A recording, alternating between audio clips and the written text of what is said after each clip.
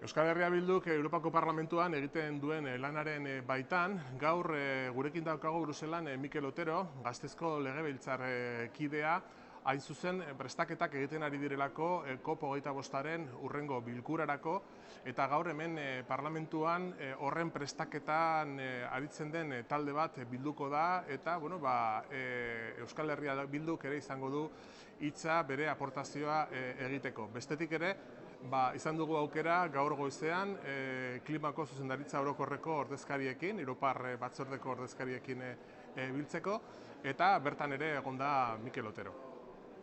Bai, goizean izandako bilera zuzendaritza, klima zuzendaritzan, izan da pixka bat lehen eskutik jakiteko eta ikusteko zeintzuk izango diren oinarriak, zutabeak legealdi honetan Europar batasunean aldaketa klimatikoari eta behar ditugun eraldaketa sakonei begira. Guk ere gure konpromisoa eta gure ekimenak adierazi dizkiogu, hala nola, larrialdi klimatikoaren inguruko adierazpen bultzada, edo energia eta klimaren inguruko bultzatzen ari garen akordioa eta dagoeneko lanean Euskal Autonomian lanean ari den delegazioaren lanaren inguruan informatzeko. Gero, arratsaldean bi panel zeuden, bat COP25aren inguruan, klima konferentzia, Txilen izango dena, eta beste bat biodibertsitatea eta merkataritza akordioen inguruan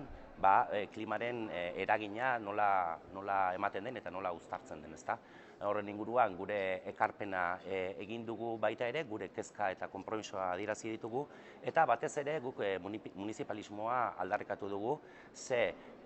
maila instituzional guztietan lan handiak baldin badaude ere, iruditzen zaigu Euskal Herria Bilduk bere leku fuerteena edo gehien eragin dezaken lekua udalerrietatik da, eta beraz, akzio txiki multzo handi baten bitartez behar diren eraldaketa sakonak egiteko abia puntua erabili nahi du eta erabiliko du gure herrietako honen inguruko plangintza.